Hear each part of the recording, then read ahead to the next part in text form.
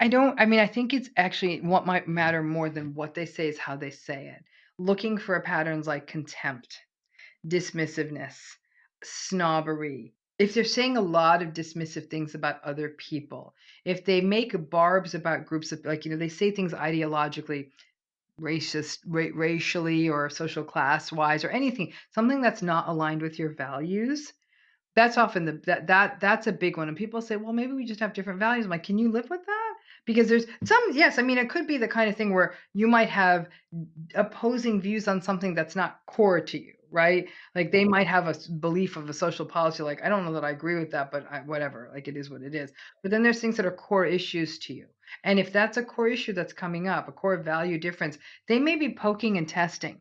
Because remember, these relationships are about indoctrination. So they'll sometimes deliberately offend to see if you step back or if you kind of ha ha ha and kind of awkwardly laugh because what they're realizing is you're a ripe target. So when somebody's really saying something that puts you on your back foot, I'm like, no, that's not cool. The good money would step away at that point, honestly. And but you are looking for those kinds of patterns, and you're looking for things like comparison. You're looking for somebody who critiques everyone they meet. They make fun of somebody's appearance. They make a rude comment about a family in the restaurant. They're always criticizing everyone they work with. That kind of stuff's a problem. If they keep comparing you to people, that's a problem. Those are the things you're sort of looking for. If they want too much time with you too, that kind of the love bomb, especially actually in the more severe relationships, it's that whole rom-com like, let's spend every day together for a week. Hell to the no. That is a huge mistake. So if somebody's saying, let's spend all this time together, say, I love spending time with you and I really look forward to the next time, but I got stuff to do. That sort of stealing of the individuation, a lot of people romanticize that as like they think I'm so cool, like we're just going to spend 72 consecutive hours together. I'm like, this is not a good idea. And so that breathing space lets us individuate. It becomes really, really important. And narcissistic people will really want to often get in there. And if you say, I kind of need to do my own thing. Oh, I guess you're not feeling this. And your best play would be like, oh, I'm feeling this just fine, but I'm not your 24/7 person. That might get away. That might be a way to get rid of the low hanging fruit early in the game. So you hear a lot also about attachment styles.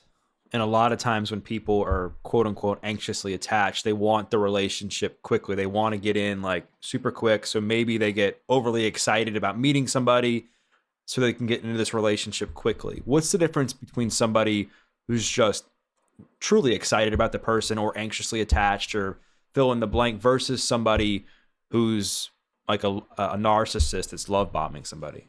A anxiously attached person would hear your feedback about slowing down and wouldn't rage at you. If anything, they might get a little bit sad or like, I'm sorry, this is just my like, and there'd probably be a vulnerable share. A narcissistic person would get mad and they would immediately threaten abandonment. They're like, I guess this isn't working for you. Bye. It would be that. It would be much more abrupt. It would be much more controlling. It would be much more cold and callous. An anxiously attached person would actually become quite vulnerable under that same kind of challenge. What do you think about some of the people that have gotten called, narcissists over the last few years, whether it be somebody like Donald Trump or Sam Bankman Fried? Like, do you think that these people are truly narcissists, or do you think that people just think that because they're excessively grandiose? They're not just excessively grandiose, you know that. Look at what the things that they've done. I mean, they're so narcissistic that it's sort of like, I mean, it's like the perfect lab specimen, right? But that brings up the bigger issue. You're naming two, and I can think of hundreds of names off the top of my head. It's not as simple as grandiose by a long shot. But the fact is, though, when we keep electing people to office and entrusting them with all this money and admitting them to their fancy universities and all the things that these people get, which only prop up their egos more, and we literally celebrate them, we've got a problem. So this thing that's going to do so much harm to people in relationships is something that's being vaunted as a good thing. That's a problem. So we're really trying to warn people off of something that actually looks great. It's like the most festooned bird in the jungle. And we're like, stay away from that one. It's poisonous, but it's the prettiest bird in the jungle. Don't look at it. It's a tough sell. It's a tough sell. But all of these celebs, I mean, and politicians and business jerks and tech bro, types. So many of them are patently, it's not like they're just grandiose. They're jerks. You tell me Sam Bankman-Fried has an ounce of empathy? Zero. None. Zip. To me, the lack of empathy is probably more of the ringer than the grandiosity. Because a manic person can be grandiose. And that was something that I've heard is like the common thread amongst people who are truly narcissists is they lack the ability to have empathy. I mean, do you find that to be the through line? Actually, when we look at some research, the research, I think that researcher's name is Krizan, and I don't remember the co-author, Herlash. In their paper, 2017, they say that entitlement is the middle pole in the tent.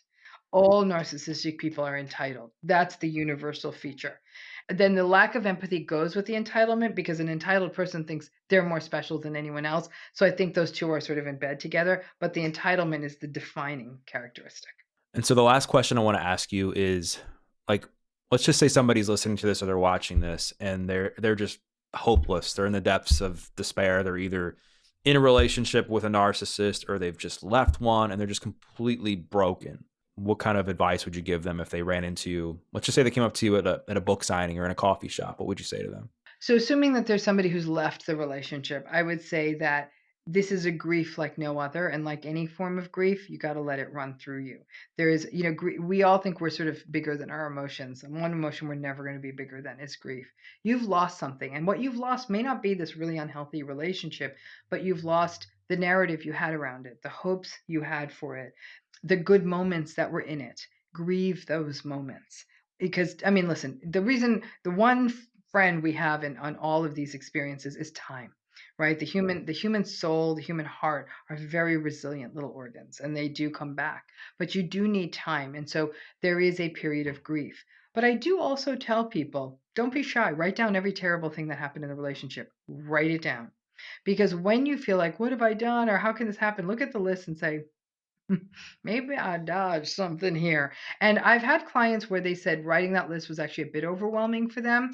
Say if it's overwhelming, you put it down. But if you can write all that down, it makes a huge difference to say, okay, this was the right call. Or even if it happened to you, this was the right call. Make that list with friends too, if you need to, because they probably observed a lot of this stuff too. If you can get into therapy because there's more stuff to be dug up here. There's a reason maybe this lasted so long or got so toxic. What were the stories you told yourself? I mean, we have to look back and say, what didn't we know? Some people say, you know what? Wasn't even what I told myself. I didn't know this was a thing. I didn't know this narcissism thing was real. And I had no idea what this was about. I had no idea someone who claimed to love me could do this to me. Love means different things to different people.